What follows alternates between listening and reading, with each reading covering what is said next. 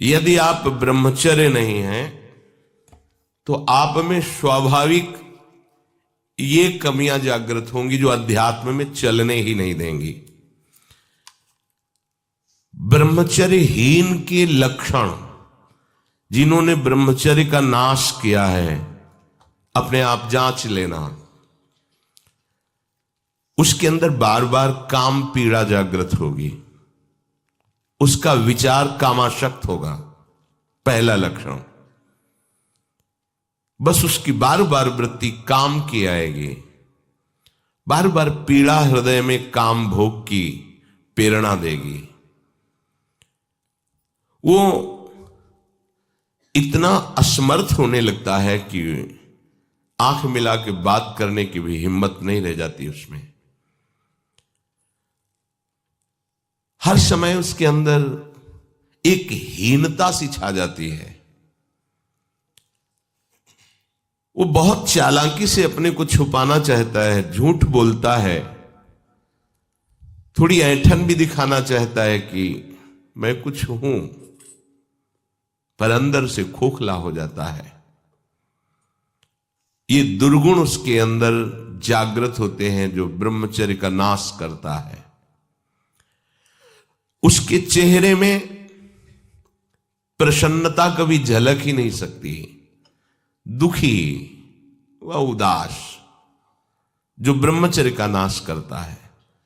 देखने से इस बदसूरत नजर आने लगेगा, चाहे जितना गोरा हो, चाहे जितना ऊपर से चिकनाहट लगाए हो, लेकिन उसके कपोल और नेत्र बदसूरत होंगे। चिकनाहट से मतलब नहीं है, एक आकर्षण होता है भागवतिक, वो उसमें नहीं होगा। स्वभाव बड़ा ही रुक्ष होगा, कड़ुआ होगा, बहुत ही हल्के स्वभाव का आदमी होगा। विश्वसनीय तो हो ही नहीं सकता, कामी पुरुष विश्वसनीय नहीं होता। वो कभी भी बदल सकता है, उसमें क्षमता नहीं है एक बात पर टिके रहने की। वो कसम खाए तो भी बहुत शीघ्र अपनी कसम तोड़ देगा।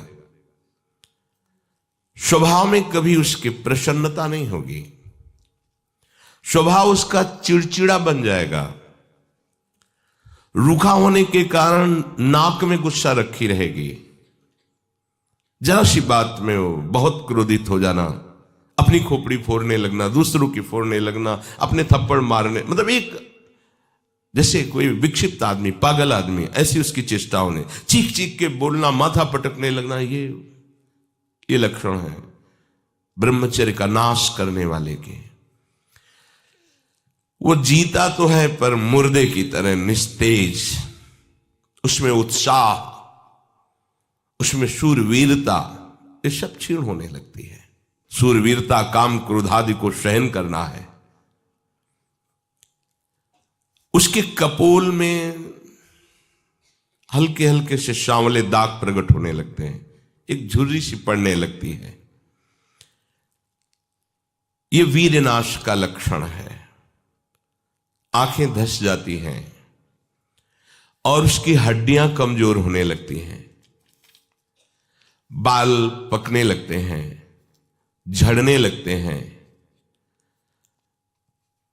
वीर भगवान के द्वारा दी हुई वो शक्ति है जिससे भगवत प्राप्ति में बहुत सहयोग होता है।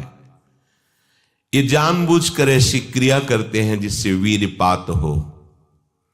रोग न रहते हुए भी इनको बहुत सी पीड़ाएं स्वाभाविक प्रारंभ हो जाती हैं। जर्जर, दुर्बल, भागवतिक कामों में निरुत्साह, भजन करना, परिक्रमा करना, समय से उठना, समय, ये सब उत्साहहीन होते हैं।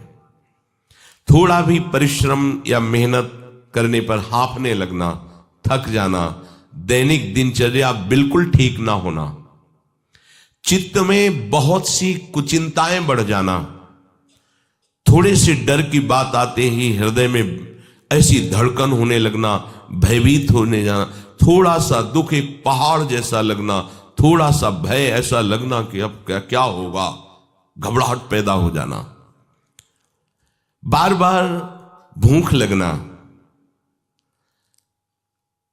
पर वो भूख पचाने वाली नहीं होती, वीर नाश करने वाले को बार बार खाने की इच्छा होती है क्योंकि उसका लीवर खराब हो रहा है।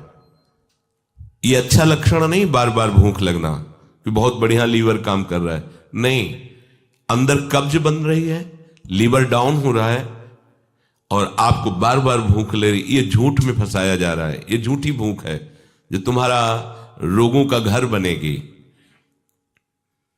उसकी जठराग्नि मंद पड़ जाती है, भोजन ठीक से पचता नहीं, मलबद्धता हो जाती, कब्जियत हो जाती है, परिणाम में बवासीर आदि कई तरह के रोग प्रकट हो जाते हैं।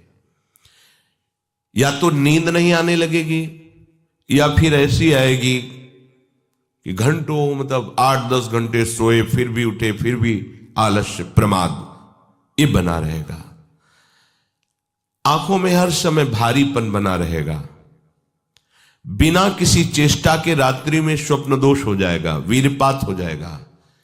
ये उसके लक्षण है जो जानबूझकर ब्रह्मचर्य का नाश करता है। वीर का इतना पतला हो जाना कि लघुशंका के लिए जोर करने पर वीर निकल जाना बहुत बड़ी हानि है।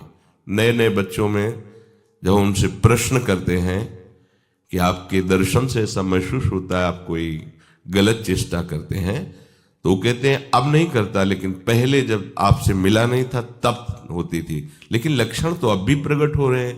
तो कहते वो स्वाभाविक वीरपात हो जाता है, स्वप्न दोष में भी और लघु शंका में भी। इसका कारण है आपने बहुत ही गलत आचरण किए हैं। ये जो हस्त मैथुन आदि क्रियाएं हैं इनके द्वारा पूरा का पूरा आपका जीवन नष्ट हो जाता है। इसे खिलवाड़ मत समझो, चाहे गृहस्थी में भी जाना हो तो खिलवाड़ मत करो।